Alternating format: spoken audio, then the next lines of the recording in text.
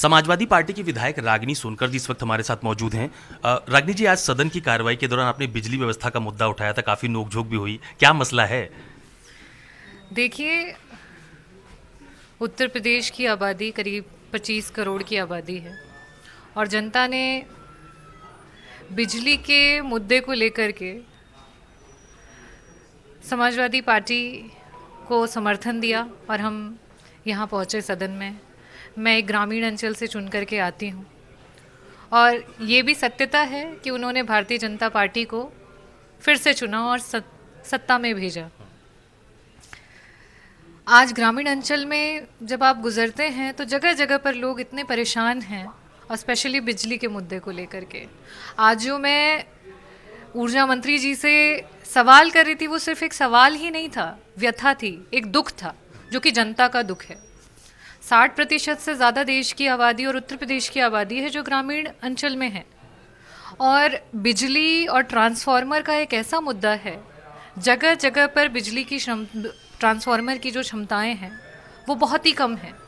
एक ट्रांसफार्मर एक दिन लगता है और दूसरे दिन वो ट्रांसफार्मर क्षतिग्रस्त हो जाता है और जो वहाँ का नागरिक है, जो वहाँ के हमारे ग्रामीण अंचल के लोग हैं, वो उनके टोल फ्री नंबर्स पे कॉल करते रह जाते हैं। यहाँ तक कि विधायकगण अधिकारियों को फ़ोन करते हैं, ना तो उनका कोई कॉल बैक आता है, ना तो उनका फ़ोन उठता है, ना तो कभी व्हाट्सएप पे कोई रिस्पॉन्स आता है।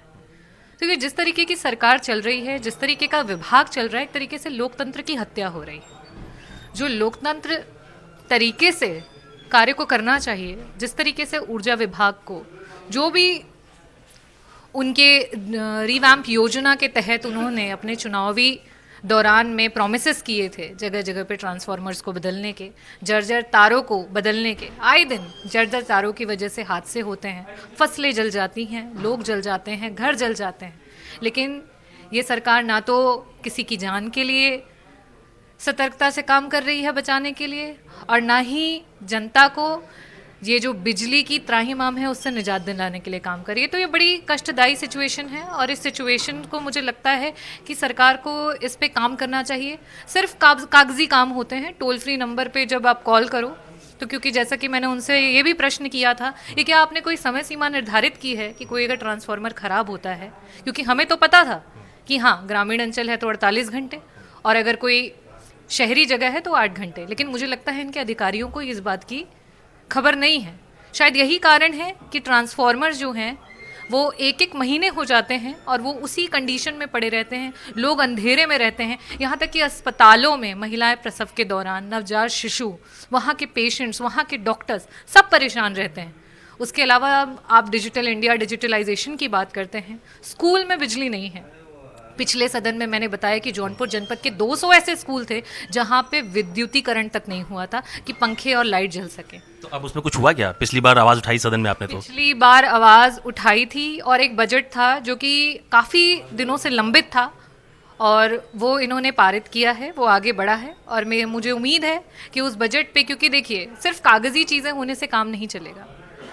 1912 पे आपने अगर कंप्लेन कर दी और उस कंप्लेन को 8 और 48 घंटे के अंदर ये रिप्लाई आ जाता है कि आपका कार्य हो चुका है, लेकिन जब आप जा करके उस जगह को देखते हैं तो पता चलता है कि ट्रांसफार्मर की स्थिति वही है। उसी तरीके से अगर कागजी ये आ जाता है कि हाँ ये स्वीकृत हो गया और ये बजट आ गया, लेकिन उसका अगर काम ही नहीं हुआ तो ये सिर्फ और सिर्फ कागजी सरकार है। अच्छा, ये ऊर्जा मंत्री जी आपको जवाब भी दे रहे थे और ये कह रहे थे कि जब समाजवादी पार्टी की सरकार थी तब में और अब में बड़ा फर्क आ गया है, बीजेपी सरकार में ज़्यादा काम हो गया बिजली विभाग में।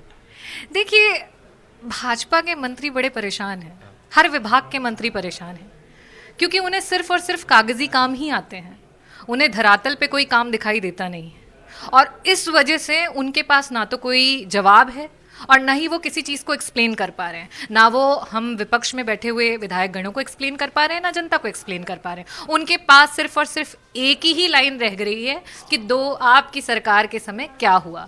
आज उनकी सरकार का ये दूसरा टेन्योर है, एक टेन्योर पार करके तब आप दूसरे टेन्योर में पहुंचे हैं और तब भी आपको बार बार ये बताना पड़ रहा है कि आपके सरकार में क्या हुआ। ये खुद आपके लिए शर्मनाक चीज़ है। अच्छा, आज अखिलेश जी को भी इंटरवीन करना पड़ा जब आप लोगों की बातचीत चल रही थी सदन के भीतर, तब उनको भी हस्तक्षेप करना पड़ा।